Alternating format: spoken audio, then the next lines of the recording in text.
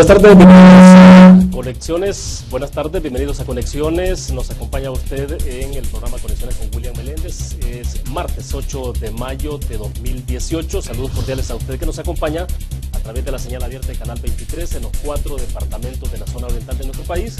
También a quienes nos sintonizan por los servicios de cable de Tigo y Claro a nivel nacional. Nos encuentra en la transmisión simultánea en el fanpage de TVO Canal 23, en Periscope, en Twitter. Tiene la tercera opción, descargar desde su smartphone la aplicación TVO Canal 23 y nos acompaña en la transmisión ininterrumpida. Tendremos habilitados dos números de teléfono, se están apareciendo ahora mismo en pantalla, 2263-0023, 2264-9179, para que participen con el comentario o la pregunta para nuestra invitada de esta tarde. Antes de presentárselas, quiero mostrarles a ustedes, como siempre, los temas más importantes que están en la agenda de los medios de comunicación en nuestro país. Lo que tenemos en la portada de la prensa gráfica de este martes dice: más de 500 sismos en el oriente. Hay 289 casas dañadas y 19 albergues en Chirilagua y Intipucá. Claro, estos datos son preliminares porque se están actualizando a cada hora por parte del sistema de protección civil en nuestro país. La foto destacada, un aparatoso accidente que se registró donde socorristas de Cruz Verde rescataron a Gerardo Artero, de 25 años, en de un vehículo. Las notas de interiores entonces de la prensa gráfica es el seguimiento a la situación sísmica que está viviendo la zona oriental de nuestro país, particularmente Chirilagua e Intipucá. Algunas fotografías de los daños, como lo dijimos ayer, la mayoría de viviendas afectadas de manera especial son aquellas construidas de adobe o bajareque, y las tiene usted ahí en pantalla. Este es un relato de Flor Lazo en la prensa gráfica, dice: nos vamos a levantar, solo queremos ayuda. Es el relato de un habitante de ese sector que está siendo afectado por los sismos. Diario El Mundo dice en su portada: Consejo Nacional de la Judicatura, elección clave para nueva sala y Corte Suprema de Justicia. Las fotos destacadas: los daños por sismos en Oriente, dice José Torres, observa los daños de su casa en una zona rural de Chirilagua, en San Miguel. Su vivienda colapsó tras el sismo de 5.6 de Richter el domingo. Más de 500 sismos se han registrado en Chirilagua y la vecina Intipucá. La situación que vive la familia en ese lugar, el personal de Fovial que está trabajando activamente también en el retiro de escombros. Obviamente esto ocurrió el domingo anterior. El temor y resignación en Oriente, en zona afectada por los sismos, el testimonio de los afectados.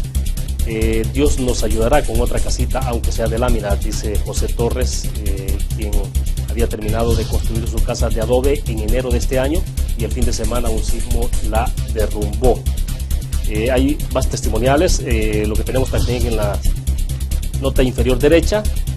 Ya se registran, dice, más de 540 sismos en zona afectada. La ministra de Medio Ambiente y Recursos Naturales, Lina Pol, estuvo en esa zona. El vicepresidente de la República también ha visitado la zona y estuvo el día de ayer en esos lugares haciendo una visita para constatar los daños y las afectaciones a las familias.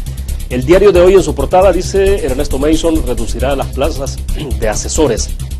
La foto destacada: más daños en Oriente por los sismos, también tiene que ver con este seguimiento que se está dando al enjambre sísmico en la zona. Es el detalle. Este es un histórico también de la sismicidad en el Oriente. Una nota interesante del diario de hoy dice: el oriente del país afectado por la naturaleza como hace 67 años.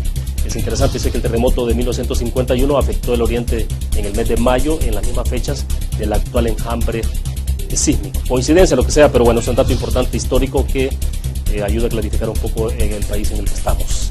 Este es más detalles también. Ortiz, que dice: la respuesta del gobierno será en etapas. Esta información ya tiene que ver con otros temas. El Consejo Nacional de la Judicatura, elección clave para decidir sobre corte y sala de lo constitucional. Información del diario El Mundo. Aquí hay otros datos también relevantes que tienen que ver con la actividad política en el país. Los aspirantes del FMLN que se trasladan a Usulután. El Tribunal Supremo Electoral que abrirá todas las urnas de San Francisco Gotera. Esto va a ocurrir justamente esta semana. El movimiento Nuevas Ideas, que dice que entregará firmas hoy al Tribunal Supremo Electoral. Se hablaba de 200.000, ahora se ha dicho que son 100.000 porque hay algunas que supuestamente tienen problemillas. Eso es entre comillas, porque el representante legal dijo de que algunas firmas tienen inconvenientes legales. Los combustibles en El Salvador que llegan este día al precio más alto de 2018. Bukele, que gastó casi $500,000 en 5 asesores durante su gestión en la alcaldía de San Salvador. El caso de San Francisco Gotera, donde la Sala de lo Constitucional ha ordenado el recuento de los votos. El alcalde capitalino, que dice que reducirá las plazas de los asesores. Esta es información que se tenía hasta las 12:20 sobre la situación del enjambre sísmico en Chirilagua y Tipucá. Hasta esa hora del mediodía, 8 de mayo de este mismo día, se contabilizaba un total de 634 sismos, 95 sismos sentidos, es lo que teníamos hasta las 12:20. Posiblemente esto se ha modificado. Hay un informe especial número 9 que sigue la actividad sísmica, dice, en los municipios de Chirilagua y Tipucá. Eso es lo que tenemos aquí, le estamos mostrando en portada. Pues bien, esta tarde nos acompaña en nuestros estudios Celina Catán. Ella es directora del Observatorio Medioambiental del Ministerio de Medio Ambiente y Recursos Naturales, y justamente estaremos hablando de los temas que mostramos y que tiene que ver con la situación sísmica en el oriente de nuestro país. Celina, es un gusto que nos acompañe esta tarde. Bienvenida. Buenas tardes. Un gusto estar aquí y muchas gracias por la invitación. Perfecto. Solo recordarles a ustedes, vamos a tener habilitados 2 números de teléfono después de este segmento. Vamos al corte comercial y después, cuando regresemos, vamos a tener habilitados esos 2 números para que ustedes participen. Están apareciendo en pantalla. Pues bien, para comenzar, Celina, antes de iniciar la entrevista le consultaba sobre el tema de reporte de daños. Sé perfectamente que no es el área de ustedes, ya, pero bueno, hay información oficial que está en curso en este momento. A lo mejor nos puede actualizar los datos, porque algunos que hemos mostrado, obviamente esto está modificándose, ¿no? Entendemos que los sismos están ocurriendo con mucha frecuencia y eso pues modifica los datos. Claro, continúan ocurriendo sismos y continúa también el levantamiento de daños. Definitivamente esta no es una competencia directa del Ministerio de Medio Ambiente, nuestra competencia es más al monitoreo y evaluación del fenómeno. Sin embargo, esta tarde estuvimos en Comisión Nacional de Protección Civil y la Dirección de Protección Civil comentaba que tenían ya reportes de más de 289 viviendas dañadas y 11 viviendas destruidas. Como digo, esta es información que están actualizando constantemente, al igual que las personas albergadas, que entiendo que ya superan las 400 familias también. Perfecto. Vamos a ver, quizás si podemos ir entrando un poco en el detalle ya la parte que corresponde a ustedes. ¿Qué es lo que estamos presenciando en el oriente del país? Es decir, me llamó la atención el histórico que mostraba el diario de hoy, ¿no? Porque dice que hace 67 años una situación parecida en mayo en la zona oriental del país. Pero bueno, yo creo que es importante hablar, poner en perspectiva qué es lo que ocurre, ¿no? O sea, esto creo que ayuda mucho a darle tranquilidad incluso a la gente a pesar de lo que está ocurriendo. Claro, bueno, lo que estamos registrando en esos momentos es un enjambre sísmico en la zona oriental del territorio, particularmente en lo que nosotros conocemos o tenemos definido como la zona 11. Son zonas de enjambres donde casi todos los años registramos algún enjambre, no todos obviamente generan el nivel de daños que hemos registrado con este. En esta misma zona 11, en el 2011 se registró un evento en la zona del Carmen, el Tihuilotal. Para este evento se registraron más de 1.800 eventos y muchos de ellos pues fueron bastante percibidos por la población. El de mayor magnitud fue de 5.1 magnitud momento y afectó bastante la zona del Tihuilotal. Ahora tenemos activa una falla en el municipio de Intipucá y Chirilagua, que es la que ha estado generando toda esta sismicidad, sismicidad que inició desde las 6:30 de la tarde del día sábado, pero que realmente se intensificó cerca de las 10 de la noche de ese mismo día. Y lo sensible fue justamente a las 10 de la noche. Realmente decir, hemos tenido varios periodos muy intensos de sismicidad. Entre las 10 de la noche y las 12 de la noche de ese día hubo un periodo bastante intenso con muchos sismos. Y el periodo quizás más intenso se registró entre las 6 de la mañana y las 12 del mediodía del día domingo. En ese periodo registramos 3 sismos de magnitud 5.3 y varios sismos con magnitudes por encima de 4. Cerca de la 1 de la tarde, a la 1:02 para ser exactos, registramos el sismo de mayor magnitud, que fue un sismo con magnitud de 5.6. Esta es una magnitud ya considerable, tomando en cuenta que este es un evento local, es decir, es un evento que ocurre a profundidades muy someras y que por tanto alcanza intensidades bastante fuertes, es decir, alcanza valores de movimiento en el terreno bastante fuertes y por tanto pues es capaz de generar daños importantes. O sea, son muy superficiales, ¿no? Son muy superficiales. En general, los sismos que ocurren a lo largo de la cadena volcánica en nuestro territorio tienen esta particularidad, son sismos bastante superficiales. Las profundidades generalmente no sobrepasan los 25 kilómetros.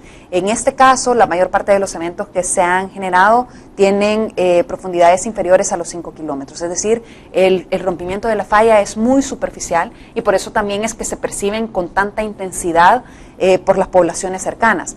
También al tener estos sismos tan locales, es decir, tan superficiales, pues también las ondas sísmicas tienden a atenuarse rápidamente y por tanto no son percibidos en zonas más lejanas. Por ejemplo, aquí en el área metropolitana de San Salvador no hemos percibido ninguno de estos eventos. Contrario a lo que ocurre cuando un evento se da en la zona de subducción, que es ampliamente percibido en todo el país, pero que generalmente, a menos de que tengan magnitudes pues muy superiores, con una magnitud de 5.6, pues el movimiento no se percibe tan intenso. Sí. ¿Qué tanto es mito o no el hecho de que algunos sugieren de que, por ejemplo, en términos de la afectación, de los daños que pueda provocar un sismo, son más destructivos, dicen, los que se generan por las fallas locales, el caso de San Salvador, que ocurre con alguna frecuencia en cierto periodo de tiempo, a diferencia del caso de cuando ocurre por de subducción de la placa de Cocos? Y de hecho así ha sido la historia sísmica en nuestro país. Los sismos en la subducción tienden a tener magnitudes mayores, o es decir, el potencial de la falla es mucho mayor. Podemos tener sismos de magnitud 8 incluso en esta zona y, como digo, son ampliamente percibidos, pero generalmente ocasionan menos daño que estos sismos locales. Los sismos locales generalmente tienen magnitudes moderadas, 5, 6, el máximo potencial puede rondar entre 7, 7,5 dependiendo del segmento de falla que se tenga. En la zona oriental el potencial que se ha estimado en esta zona es de aproximadamente 6.8, es decir, la magnitud máxima que pueden alcanzar los sismos es de 6.8, pero por ser muy superficiales y porque también coinciden con los principales centros urbanos en las zonas de falla coinciden con los principales centros urbanos en nuestro país, pues tienden a ser mucho más destructivos. Y si vemos el historial sísmico, pues estábamos viendo hace poco unas imágenes de 1951 de la zona de Jucuape, Chinameca, donde por un sismo local pues también se tuvieron daños significativos. Pues todos recordarán el sismo de 1986 que ocurrió en el área metropolitana de San Salvador y que básicamente llevó al colapso las edificaciones del centro histórico de nuestra ciudad. Sismo del 13 de febrero del 2001 es otro ejemplo de este tipo. Y en general, los sismos a lo largo de la cadena volcánica, los que se generan en estas fallas geológicas locales, pues tienen un potencial destructivo mucho mayor. ¿Y si es posible establecer esa diferencia que cuando es provocado por la placa de Cocos, por ejemplo, hay una especie de, es más ondulatorio el movimiento, y el otro, algunos suponen que es un poco más, como que siente que lo levantan a uno de la silla? Sí, y eso depende por cómo viajan las ondas sísmicas. ¿Cómo se genera un sismo? Nosotros tenemos esfuerzos acumulados en un segmento de falla por el mismo movimiento de las placas, o en este caso de las fallas geológicas locales, es por el movimiento del antearco, es decir, del segmento de la placa del Caribe que está entre la zona de la cadena volcánica y la fosa de subducción, que se mueve a una velocidad relativa con la zona del trasarco, o es decir, el resto de la placa del Caribe. Al tener este movimiento relativo entre las placas, pues se van acumulando esfuerzos a lo largo de esta zona de fallas, y cuando ocurre un sismo es la liberación de estos esfuerzos, el rompimiento de la roca, en este caso, que puede ocurrir en forma de un sismo discreto o de una serie sísmica o un enjambre. Cuando este sismo, cuando este sismo se origina, ¿cómo se propagan las ondas? Hay distintos tipos de ondas. Están las ondas P, que digamos son las ondas de Corry, que son las primeras que se perciben, que son, digamos, en la misma dirección del movimiento. Y posteriormente están las ondas S o ondas secundarias, que viajan de manera perpendicular. Cuando los sismos son locales, la diferencia entre las ondas P y las ondas S es muy corta, entonces los sismos tienden a ser de muy corta duración y casi no se percibe la diferencia entre la llegada de estas ondas primarias y las ondas secundarias. Por el contrario, cuando los sismos se generan en zonas más lejanas, caso es el de la zona de subducción de nuestro territorio, la diferencia entre las velocidades se vuelve mucho más perceptible. Entonces se perciben primero las ondas P y mucho después las ondas S. Esto da esa percepción de que incluso la gente muchas veces piensa que se trata de dos sismos, cuando en realidad solo es uno y se perciben los dos tipos de onda mediante las cuales se propaga. Bueno, de hecho lo que quiero mostrarle, porque estaba ingresando en este momento a la cuenta de Twitter de ustedes, del Ministerio de Medio Ambiente, y a ver si me ayudan en producción para mostrar el full pantalla, porque dice datos preliminares, un sismo de magnitud 4.8 en el municipio de Chirilagua. Esto ha sido entonces a las 17 horas, son 5 de la tarde, ¿no? A las 5:07 minutos, en lo que estamos acá leyendo las informaciones en desarrollo, justamente un sismo de 4.8, o sea, muy activo. Se continúan registrando sismos con bastante frecuencia, se continúan registrando sismos de magnitudes relevantes, como es una magnitud de 4.8, que localmente es percibido con una gran intensidad. Hemos tenido, como mencionaba, varios periodos de actividad. Sin embargo, después de esto, pues continúan registrándose sismos con bastante frecuencia.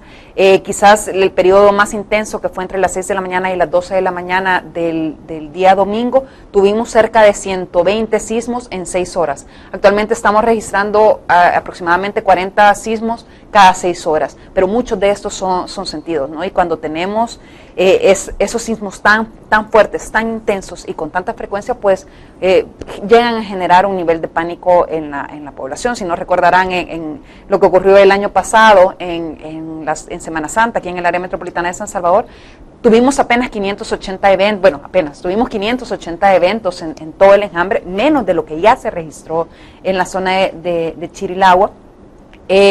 Y la magnitud máxima fue de 5.1 y teníamos básicamente a toda la ciudad de San Salvador en caos, porque había mucho pánico entre la población. Aquí estamos teniendo ya una situación más crítica de la que tuvimos allá, estamos teniendo una situación más crítica de la que tuvimos acá en este momento. Ya tenemos, hasta las 5 de la tarde llevamos 666 eventos, al menos 95 de los cuales han sido sentidos. No se descarta que más eventos hayan sido percibidos muy localmente también. Y bueno, aquí está el mapa de intensidad instrumental de uno de los sismos. No es el más reciente, este es el de 8 de mayo de 2018 a las 10:02, 10 de la mañana. Pero pueden ver una magnitud de 3.4, llegó a generar intensidades de 4, es decir, ya esto es bastante perceptible por la población localmente. El sismo de mayor magnitud llegó a generar intensidades de 7. Esto quiere decir que pues con una intensidad de 7 se puede esperar una percepción bastante intensa y que viviendas muy bien construidas, muy bien diseñadas pueden tener daños mínimos. Sin embargo, viviendas bastante vulnerables como el adobe y el bajareque se espera que tengan daños severos o incluso hayan colapsado. Ahora, algunos sismos que experimentamos en San Salvador el domingo por la mañana, ¿estaban vinculados a esto que está ocurriendo en Chirilagua o estamos hablando de dos eventos distintos? Hubo algunos sismos en la subducción que fueron percibidos en el área metropolitana de San Salvador. Algunas personas manifiestan haber percibido el sismo de 5.6, el sismo que ocurrió a la 1:02 de la tarde. Sí. Y de hecho alcanzó intensidades de entre 2 y 3 aquí en el área metropolitana de San Salvador, por lo que sí, algunas personas pueden haberlo percibido. Estaba intentando buscar una gráfica para mostrárselas, que es de las fallas, justamente para que hablemos de esa parte, Celina, y nos explique usted la ubicación de las fallas, porque lo que está provocando entonces en Chirilagua es una falla. Quizás a ver si aterrizamos un poco el lenguaje técnico a que nos entienda la población que nos está viendo en la zona oriental del país. ¿De qué hablamos? Estamos hablando de la activación de las fallas geológicas locales. Las fallas geológicas locales son zonas de debilidad, es decir, cuando tenemos este movimiento relativo de las placas, hay ciertas zonas donde se van acumulando estos esfuerzos y se liberan estas zonas de debilidad que son estas fallas geológicas. Pueden ver a lo largo del territorio nacional, básicamente a lo largo del eje volcánico, tenemos una serie de fallas geológicas que incluso en un mapa topográfico como estos se pueden identificar algunos rasgos. Creo que en uno de esos videos se logra observar. Voy a tratar de ubicar la gráfica que nos puede ayudar un poco, pero bueno. Pero sí, básicamente, y en esa zona tenemos no solo una falla, sino que son una serie de fallas. ¿Qué ocurre? Normalmente estas fallas van acumulando esfuerzos, llega un momento en que el nivel está, que las fallas lo liberan en forma de sismos. Sin embargo, al generar estos movimientos, también hay una liberación de esfuerzos que puede activar algunas otras fallas cercanas y por tanto no necesariamente se deba a la activación de una falla exclusivamente, sino que pueden ser varias fallas o varios segmentos de falla que estén activos en este momento. Ahora bien, un poco las recomendaciones, siempre que ustedes están dando a la población, o sea, ¿qué hacer? Sí, conocemos mucho, ¿no? Pero al final siempre hay población que a veces no necesariamente está tan informada de esto, de las acciones, qué medidas adoptar en estas circunstancias. Claro, bueno, lo primero que nosotros siempre decimos es por favor mantenerse informados. Nosotros estamos emitiendo información constantemente sobre la evolución del fenómeno, sobre cómo qué se puede esperar de la continuidad de un fenómeno como este. En estos momentos, aunque sí hemos tenido una disminución, pues todavía estamos teniendo sismicidad importante, todavía no hay una tendencia clara y sostenida a la disminución, aunque sí ha habido una cierta disminución en las últimas horas, todavía no podemos decir que este enjambre va a finalizar pronto. Es importante que las personas que están cerca de viviendas vulnerables o viviendas que ya han sufrido daños significativos, pues tengan mucha precaución, se mantengan alejados de todo aquel material que pueda llegar a colapsar y a generar algún tipo de daño adicional. Ahora, evidentemente, lo vimos en las imágenes, las fotografías, los videos de lo que están enviando los corresponsales, los demás medios de comunicación, TVO está dando una cobertura amplia de todo esto también en Oriente. La mayoría de viviendas destruidas, afectadas, son bajareque, adobe. Bajareque, adobe. En el país se sigue construyendo con adobe, o sea... Lamentablemente sí, se sigue construyendo con adobe y se sigue construyendo con bajareque. Estas son viviendas sumamente vulnerables. Como digo, cuando ocurren sismos de una intensidad 7, podemos esperar colapso de este tipo de viviendas y podemos esperar daños menores en viviendas bien construidas. Y eso se debe simple y sencillamente al grado de vulnerabilidad que estas tienen, no porque las condiciones de amenaza varíen de un lugar a otro, es porque esta infraestructura es mucho más vulnerable, no tiene la capacidad por su forma de construcción, por la calidad de sus materiales, de resistir las solicitaciones que un sismo le impone. Y ha sido así históricamente, no es el único evento donde hemos visto esto. Llevando de regreso a la zona, en el 2011 que tuvimos daños en el Tihuehuetlán, incluso nosotros tenemos algunas imágenes donde tenemos a la par una vivienda de bajareque totalmente destruida y una vivienda de ladrillo con refuerzo totalmente intacta, o sea, sin un daño. Y esto pues... que nos dice, estas viviendas son demasiado vulnerables para existir en una zona tan sísmica como la que nosotros tenemos. Siempre se dice que los sismos son los mejores auditores de las construcciones. Te van a decir realmente claro, si una construcción fue adecuada o no lo fue. Y es interesante porque, por ejemplo, en 2001 las zonas más afectadas fueron, por ejemplo, la zona paracentral, ¿no? Correcto. San Miguel Tepezontes, esa zona de los nonualcos, mucha destrucción, y tenía que ver justamente con el tipo de vivienda, de construcción de la vivienda, ¿no? Correcto. De bajareque, de adobe, pero uno tiene la impresión de que a medida va pasando el tiempo ha ido mejorando de alguna forma el nivel de construcción de las viviendas, porque hemos tenido sismos muy fuertes después del 2001 y sin embargo no hemos tenido el nivel de daños que se tuvo en esa época. Uno pensaría, es porque hay vivienda de mejor condición actualmente. No necesariamente.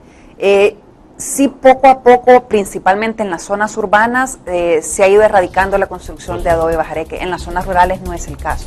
En las zonas rurales se continúa mucho con la construcción o digamos con la consideración de estos sistemas, los cuales, como digo, son altamente vulnerables. Sí ha mejorado en alguna medida las construcciones y de hecho desde 1986, que digamos fue el sismo que llevó al colapso a muchos, incluso edificios que se suponía tenían un nivel de diseño y una buena construcción y fueron llevados al colapso. Han habido mejoras en las normativas de diseño, en los códigos de construcción, que determinan cómo se debe de estructurar y cómo se debe de construir una edificación. Sin embargo, todavía hay mucho terreno por recorrer y no necesariamente el hecho de que en el 2001 hayan habido menos daños que en el 86 es porque ha habido una mejora en la construcción o porque en los últimos sismos recientes que han alcanzado, hemos tenido algunos eventos en la construcción con magnitudes de cerca de 7.3 y no han generado tanto daño. Claro, estos eventos no han llevado al terreno a un mismo nivel de movimiento, a una misma intensidad. Por la zona en la que han ocurrido, por la zona en la que han ocurrido y cómo se han atenuado las ondas en esta zona. Un sismo local, como digo, tiende a ser mucho más intenso y dependiendo de las condiciones del suelo en la zona, pues puede intensificar aún mucho más el movimiento. Tengo que hacer la primera pausa comercial. ¿Se puede, le dejo plantear la interrogante, se puede advertir, se puede predecir los sismos? ¿Hay tecnología para esto o son, qué es lo que nos da una ventaja tal vez de segundos nada más para poder hacer una evacuación? ¿Qué se puede hacer en este caso, sobre todo porque estamos en un país totalmente sísmico? Bueno, toda la zona de subducción es así, ¿no? Pero El Salvador particularmente. Para que hablemos al regreso de eso y orientar un poco a la población, se puede incluso, otra pregunta es, ¿se puede determinar, por ejemplo, qué tipo de sismo es el que es generado por una actividad volcánica o en este caso de las fallas, o simplemente uno como mortales comunes y corrientes, digamos nosotros que no tenemos conocimientos en la materia, es difícil, ustedes lo pueden hacer porque tienen la tecnología adecuada? Bueno, dejamos plantear ese interrogante, hablamos después de eso. Tenemos habilitados dos números de teléfono, 2263-0023, 2264-9179. Regresamos.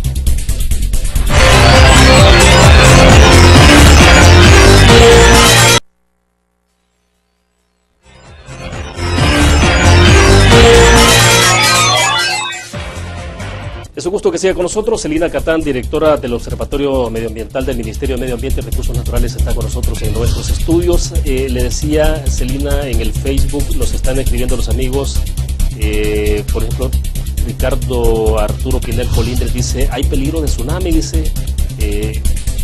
Esta de hecho es una consulta que nos han hecho bastante porque la zona de epicentral está bastante cerca de la costa. Entonces, claro, al sentir un movimiento fuerte y encontrarte cerca del mar, lo primero que piensas es que puede venir un tsunami.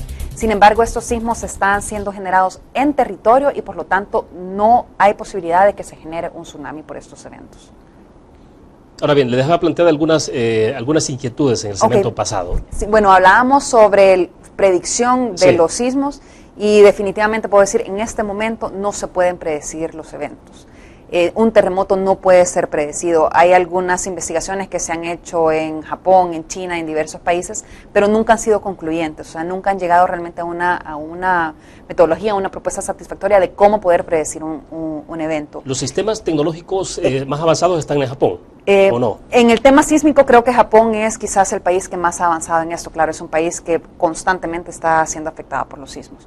Y contrario a sistemas de predicción, sí se han implementado en varios países sistemas de alerta temprana por sismos y funcionan sobre la base de la diferencia en la llegada o en el tiempo de arribo de las ondas P y las ondas S que explicaba anteriormente. Cuando los sismos son, digamos, cuando los sismos que originan el daño se dan bastante lejos del territorio, entonces tú puedes estimar sobre la base de la onda P que arriba con varios segundos cómo o cuándo puede llegar la onda S, que es la onda más destructiva. En nuestro país, esto pudiera llegar a funcionar para algunos eventos lejanos que se originen en la fosa de subducción o incluso en la fosa de subducción en los países cercanos, en los países de Centroamérica. Sin embargo, para los sismos locales, como este enjambre, la diferencia entre el arribo de las ondas P y las ondas S es de 1 segundo o medio segundo, entonces realmente no da tiempo. Es decir, esa sería como la distancia entre el momento o el tiempo en el que ocurre el sismo y en lo que llega esa onda a la vivienda nuestra, digamos. Es en el tiempo, digamos. Rompe un sismo, hay unas primeras ondas que viajan muy rápido y que se registran. Después hay un segundo tipo de ondas que viajan un poco más lento, que son las ondas más destructivas, que estas arriban, dependiendo de la distancia del epicentro al lugar, pueden arribar con varios segundos o minutos. Sin embargo, cuando el epicentro ocurre es tan somero, es tan local, la diferencia entre el arribo de las primeras ondas y las segundas puede ser de apenas fracciones de segundo o un segundo. Entonces realmente no da tiempo en esos casos de poder implementar un sistema de alerta temprana. Lo que tiene México, por ejemplo... es un sistema de alerta temprana. En ese caso, ¿en qué momento puede ser funcional eso? Digo, porque si uno está en un edificio...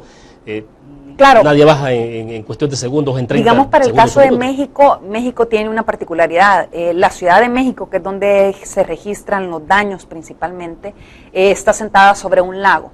Entonces, digamos, sobre el depósito de un lago, de un antiguo lago, depósitos lacustres. Entonces, en esta zona tienen una amplificación muy grande por efectos del tipo de suelo sobre el cual está sentada la ciudad. Y los sismos que dañan no son sismos que ocurren cerca, sino que son sismos que ocurren muy lejos de la Ciudad de México. Entonces, el tiempo de arribo entre las ondas P y las ondas S es bastante largo y da tiempo suficiente como para poder emitir una alerta. Puede dar incluso minutos. En nuestro caso, pues serían quizás fracciones de minuto en el mejor de los casos, y en la gran mayoría de los casos de estos sismos que generan mayor destrucción, como lo son, que hablábamos que los sismos locales son los que generan mayor destrucción, sería imposible implementar un sistema de alerta temprana. Nosotros, sin embargo, estamos actualmente en un proyecto a nivel centroamericano para poder establecer digamos, la posibilidad de un sistema de alerta temprana. Si fuese este funcional, en qué caso fuese funcional, y realmente valorar si la inversión valdría la pena o no, porque realmente son inversiones muy altas, y por el contrario también si este puede tener efectos negativos en la población. Porque muchas veces la gente, digamos, si tú dices, va a funcionar por unos sismos, pero no va a funcionar por otros, si la gente se queda esperando siempre a una alerta, puede ser incluso contraproducente el tener un tipo de sistemas como este, porque en muchos de los casos la alerta no va a llegar. La otra pregunta que le dejaba planteada un poco ¿es posible establecer diferencias de cuándo es de origen volcánico por una falla, si es por la placa de Cocos y el Caribe, o esto únicamente se puede establecer a través de los equipos técnicos que tienen ustedes? Más o menos la zona de falla tú la puedes establecer rápidamente en base a la ubicación. Por ejemplo, esos claramente ves que está ubicado en el territorio a profundidades muy someras, sí. Inmediatamente puedes inferir que es el movimiento de fallas geológicas locales, contrario a si estos ocurren en la zona de subducción. Sin embargo, es mucho más complicado poder decir si estos son de origen tectónico o volcánico. Sí. Si son, digamos, debido puramente a la acumulación de esfuerzos por el movimiento de las placas o si es un ascenso magmático, porque realmente el efecto sobre la falla es casi el mismo. Igual producen un esfuerzo que al final esto genera un rompimiento. Puedes tener enjambres, digamos, con características como esa asociado a movimiento volcánico. En este caso, pues el volcán, digamos, activo más cercano es el volcán de San Miguel, que está, digamos, a una distancia considerable en términos generales. El otro volcán es el volcán de Conchagua, pero que no ha presentado actividad en muchos años. ¿Los dos volcanes no tienen ninguna señal en este momento? Ninguna señal en este momento. Nosotros siempre, cuando hay un enjambre, pues también intensificamos el monitoreo volcánico, porque no podemos confiar de que no vaya a ocurrir nada. Entonces, ¿cómo descartamos? Pues haciendo más análisis, haciendo más estudios, intensificando el monitoreo. Y hasta el momento, pues el volcán, ninguno de los volcanes cercanos ha cambiado en absoluto sus patrones. El volcán de San Miguel, pues es un volcán activo que continúa activo. Siempre estamos observando decasificación, siempre estamos observando, digamos, estas señales que siempre nos dicen que el volcán está activo, pero no ha habido un cambio sustancial con la ocurrencia de este enjambre. Definitivamente vamos a seguir monitoreando este y todos los volcanes del Salvador para poder emitir una alerta temprana. Bueno, si hablamos de volcanes, de hecho el de Ilopango, que es un volcán, ¿no? Es un volcán muy peligroso. Hace más o menos un mes y medio, 2 meses que tuvimos un enjambre también en esa zona. Y es que lo complejo de nuestro territorio, bueno, generalmente ocurre de esta manera, es que en la zona de la cadena volcánica, es decir, en las zonas donde está el volcán, también coincide con las zonas de fallas geológicas activas. Entonces es ciertamente difícil, y a la gente le preocupa mucho porque puedes tener enjambres sísmicos en la zona del volcán de San Salvador sin que necesariamente este se deba a una actividad del volcán de San Salvador, caso como el que ocurrió en abril del año pasado en el área metropolitana. Igual tuvimos un enjambre en Ilopango, un enjambre corto, pero claro, también el lago de Ilopango es un volcán activo, un volcán muy peligroso, pero que también por ser un volcán tan grande, es una caldera, son los volcanes más grandes que existen y de hecho Ilopango es uno de los volcanes más peligrosos a nivel mundial, pero también por esta razón, pues la evolución para llegar a una posible erupción es mucho más lenta y te va a ir dando muchas más señales. No es únicamente la ocurrencia de un enjambre, sino que vas a empezar a ver muchas otras manifestaciones en territorio. De hecho, mucha gente se pregunta por qué con las erupciones de Ilopango pues no se han visto digamos, tantos huesos de humanos en las cercanías producto de esta erupción. Y es porque se estima que la actividad sísmica fue tan intensa que la gente huyó. Entonces, al momento que ocurrió la gran erupción, era muy poca la población que estaba en las cercanías del volcán.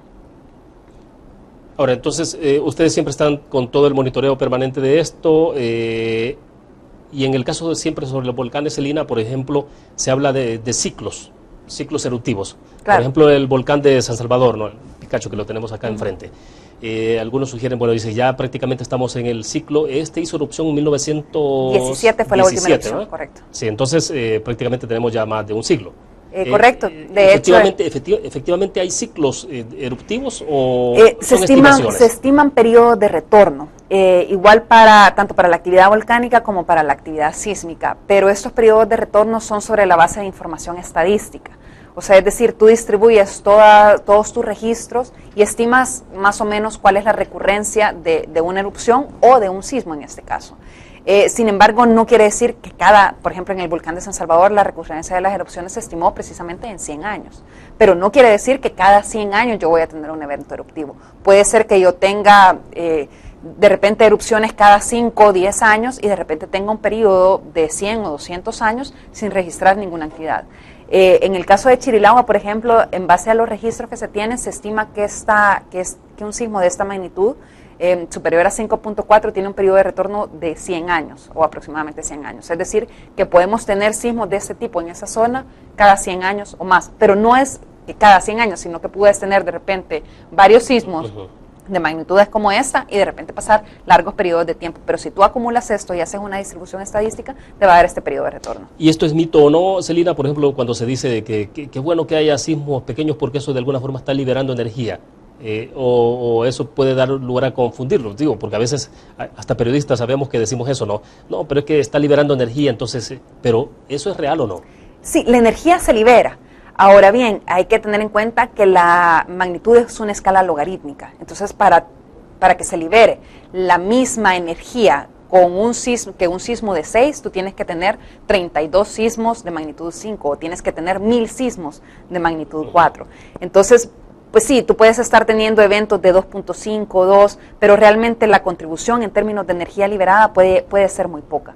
En el caso de la subducción, por ejemplo, tú puedes estar teniendo constantemente sismos de 3.2, 3.5, pero cuando el potencial máximo de esta zona es de sismos de magnitud 8, pues tienes que tener muchos miles de eventos para lograr liberar con eventos de magnitud bajas. Es relativo esto, o sea, correcto. No es tan directo. 2 por 2, 4, o sea, tampoco. Sí. Alguien nos preguntaba hace unos minutos a través del Facebook, Celina nos decía si teníamos el dato del último sismo. Entiendo que fue el que anticipamos, que ustedes lo subieron en la cuenta de Twitter, que fue a las 5:07. Acá se decía que la magnitud era de 4.8. Magnitud de 4.8, correcto. Pero quizás en términos de sensibilidad la gente, o está más sensible o quizás... La magnitud fue de 4.8, pero seguramente ya también ahí han publicado el mapa de intensidad. Si logras mover. Creo que no lo tenemos, a no ser que no me esté cargando todavía el Twitter. Pero bueno, porque se han estimado intensidades de cerca de 6 en esa zona. Entonces, sí, un sismo de magnitud 4.8. La magnitud es una medida de la energía que libera un sismo. Digamos, la escala con la cual determinas qué tan fuerte este fue percibido es la escala de intensidad. Es decir, ahí está el mapa de intensidad instrumental del último sismo. Vamos a ver si carga la foto, sí. Y entonces ahí puedes estimar, y para este caso se estimaron intensidades de 4 en Chirilagua. En Chirilagua. Por eso entonces fue más sensible. Es correcto. O sea, intensidades de 4 ya es bastante perceptible por la población. Sí, el sismo de 5.6 tuvo intensidades de 7. Es decir, que ya se espera que sea bastante percibido y de hecho, si se ve en el mapa, hay algunas zonas que alcanzaron intensidades de hasta 6. Una intensidad de 6 te quiere decir, por ejemplo, que ya... Sí, perdón, Celina, a lo mejor sí nos ayuda a explicar un poco este mapa. Okay. ¿Se ajusta a lo que estamos hablando o no? Correcto. Por ejemplo, tenemos la ubicación del epicentro del último sismo sentido, pueden ver la estrella roja. Acá tenemos los parámetros del sismo, que son parámetros que no van a cambiar de acuerdo a la ubicación, porque determinan las características propias del evento que se dio. Por ejemplo, la magnitud. La magnitud, donde sea que tú estés, la magnitud es la misma, porque es una medida de la energía liberada por el evento.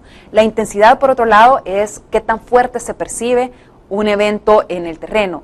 Y este depende de los parámetros del sismo, depende de cómo sea la atenuación por este evento y depende de las condiciones locales del suelo. En este caso, por ejemplo, se han estimado intensidades de 6 en la zona más cercana al epicentro. Que sería esta acá. En esta zona de acá. Esa, digamos, que se ve un tanto amarillento. Una intensidad de 6, ¿qué te quiere decir? Que la percepción del movimiento fue bastante fuerte y el daño potencial en términos generales es leve. Pero si tú ya discretizas de acuerdo a las tipologías constructivas, una intensidad de 6 ya puedes tener daños importantes en infraestructura como adobe y bajareque. No esperas ningún tipo de daño en infraestructura bien construida como bloque reforzado o concreto armado. Y así vas viendo cómo a medida nos alejamos del epicentro del evento, la intensidad va disminuyendo. Pero estamos hablando, por ejemplo, que entonces la onda sí fue perceptible o no. Incluso en algunas zonas del área metropolitana de San Salvador, pero de manera muy débil. Una intensidad de 2 es básicamente cuando está una persona en completo reposo, hay que sin estar ninguna durmiendo distracción, en la cama y muy pocas lo van a sentado. sentir. Sí. Y con una intensidad de 2, muy pocas la van a sentir. ¿Por qué tenemos estas islas ahí? Eso depende por las condiciones del suelo. En algunos sitios tenemos mayor amplificación y por tanto puede ser más perceptible en unas zonas que en otras. De acuerdo. A ver, un último consejo entonces para la población que nos está viendo, porque me interesa que hablemos también de la época de lluvias, ya comenzó la lluvia y bueno, un poco lamentable, ¿no? Porque coincide, por ejemplo, esta gente está durmiendo algunos en los albergues, pero otros también... Muchos están durmiendo a la intemperie, claro. Y se han quedado en sus casas, porque por el temor a la delincuencia, como siempre en estos casos, ¿no? Entonces algunos han puesto sus hamacas, han puesto plásticos a la orilla de sus casas, ¿no? Sí, de hecho, actualmente ya estamos registrando algunas lluvias en la y hay lluvias. Bueno, vamos a ir a la pausa. Cuando regresemos hablemos del tema de lluvias y cómo está evolucionando, porque sí tenemos los mapas también acá. Regresamos después de esto.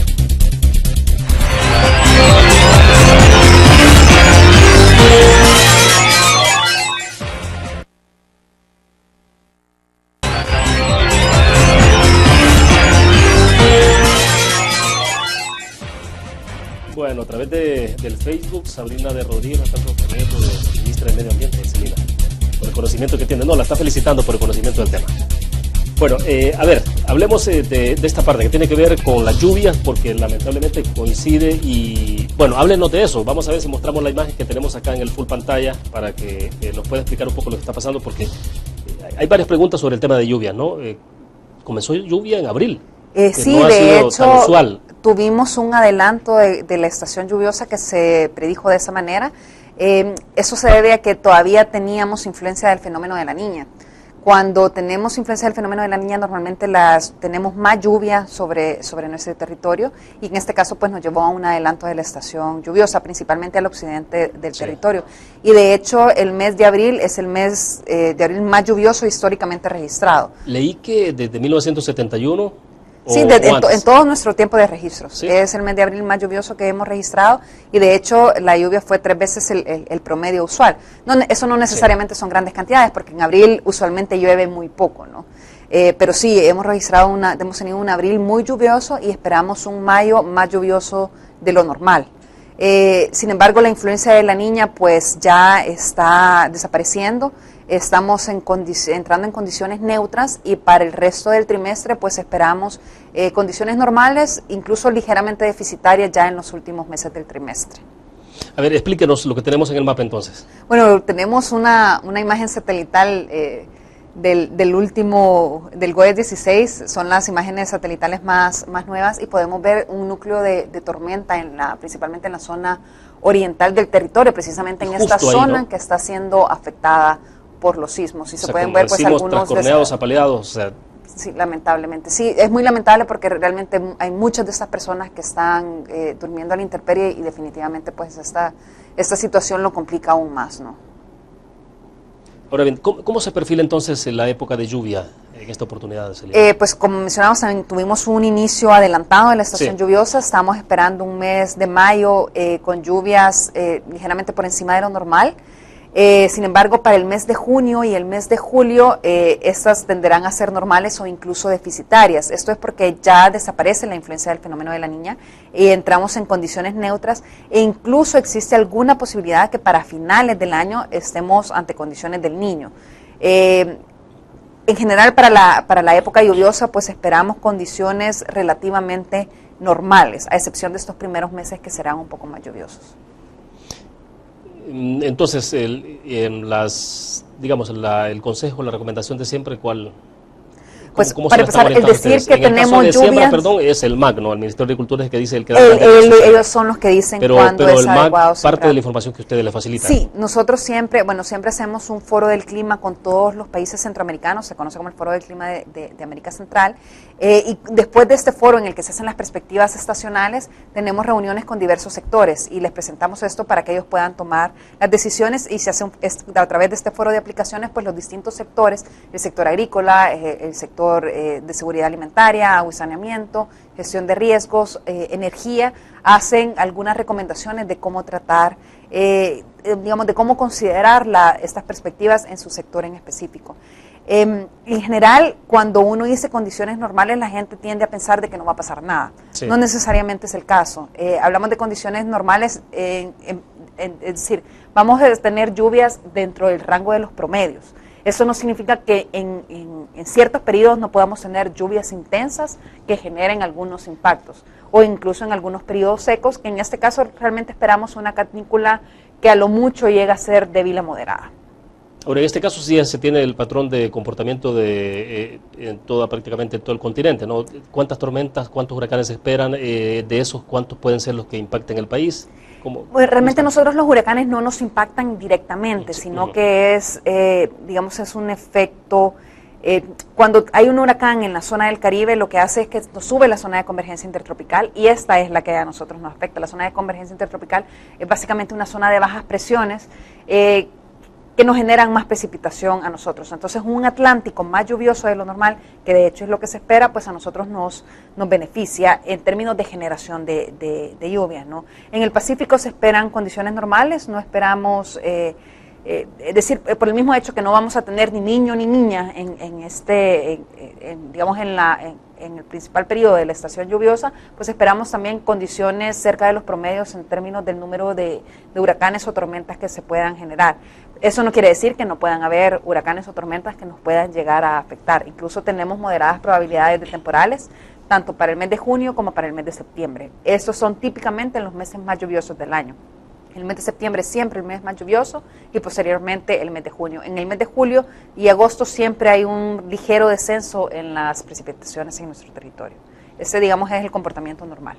Y claro, hemos tenido algunos huracanes, Mitch, por ejemplo, y otros más, siempre prácticamente al cierre a finales de octubre, ¿no? Inicios de noviembre. Generalmente esos son los eventos que nos afectan más, porque ya tenemos condiciones de humedad mucho más altas en nuestro territorio, por lo cual con cualquier lluvia adicional que se genere, y no digamos con cantidades de lluvia como la que se generó con el huracán Mitch o lo que se generó con la 12E, que fue ya a finales de octubre, pues obviamente va a desencadenar una serie de problemas adicionales, no solo en términos de deslizamientos, sino de inundaciones. Ya todos los ríos tienen el caudal bastante alto, y al tener lluvias de este tipo, pues obviamente se generan grandes inundaciones, como la que ocurrieron en esa época.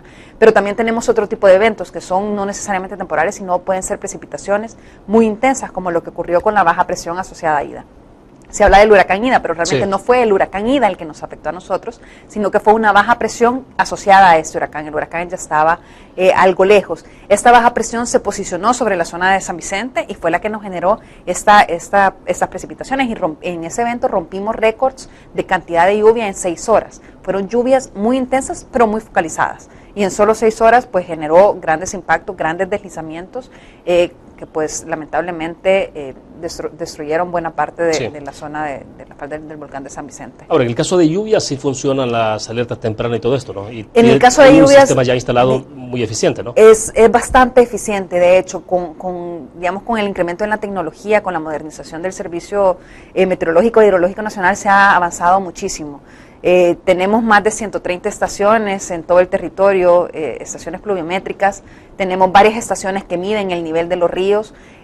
Utilizamos una serie de modelos que nos ayudan a predecir en base a la cantidad de humedad en el suelo que ya existe y a las lluvias que se pronostican cómo va a ser el comportamiento de los ríos para poder alertar adecuadamente. Y lo mismo para el caso de deslizamientos. Además tenemos los radares meteorológicos que nos pueden, que en el momento estamos viendo cómo se generan las lluvias, hacia dónde se dirigen esas lluvias y la intensidad que estas pueden llegar a tener. Y ahí sí da espacio de anticipación. Ahí sí da un buen margen de anticipación, claro, uno está viendo el fenómeno, ¿no?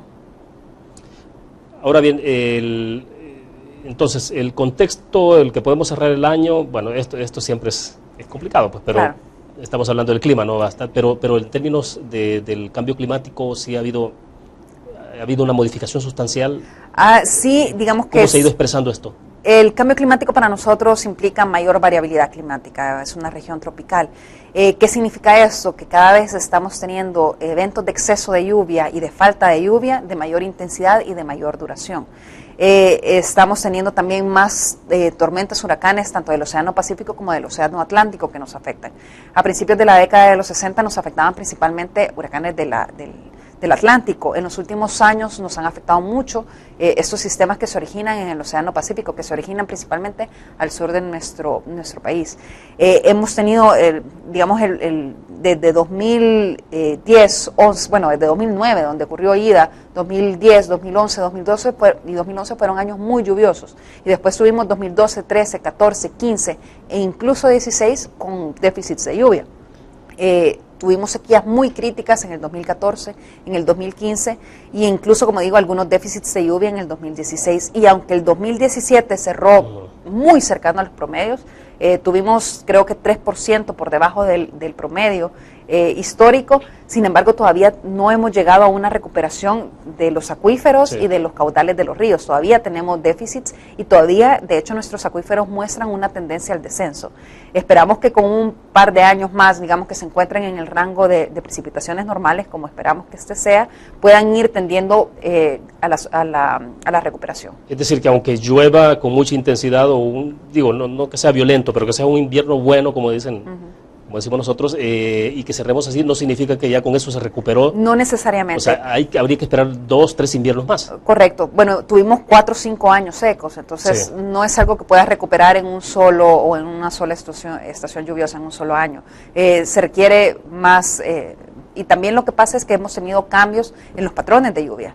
Hemos tenido cambios en la distribución espacial y temporal de las lluvias. La cantidad de lluvia que cae en un momento de repente inunda, tienes... y la deforestación me imagino que igual está ayudando a que eso tienes mucha más erosión, entonces la lluvia infiltra mucho menos y por tanto la recuperación de los acuíferos puede llegar a ser mucho más lenta, ¿no? Y estas lluvias intensas que realmente no permiten una adecuada infiltración del agua, sino que todo escurre y eso genera muchos problemas de inundaciones, muchas crecidas repentinas y no ayuda a la recuperación de los ríos ni a la recuperación de los acuíferos subterráneos. Entonces, para ir concluyendo, y quiero cerrar sobre el caso de San Miguel, la recomendación siempre para la zona oriental. Bueno, la recomendación es siempre mantenerse informados, mantenerse muy atentos, tomar todas las precauciones debidas. Esta es una zona donde seguimos teniendo sismicidad, que aunque ha habido una disminución, todavía no hay una tendencia clara y sostenida a la disminución y por tanto se espera que podamos seguir registrando eventos por varios días más. Incluso si ya no llegamos a registrar eventos de 5.6 como el que registramos anteriormente, pero puede que ya en viviendas dañadas con eventos mucho mayores pueda llevarlas al colapso, ¿no? Perfecto. Le agradecemos por su tiempo, se nos agotó el espacio. Gracias, Celina, por haber compartido. Con mucho gusto, ha sido un gusto estar aquí con ustedes.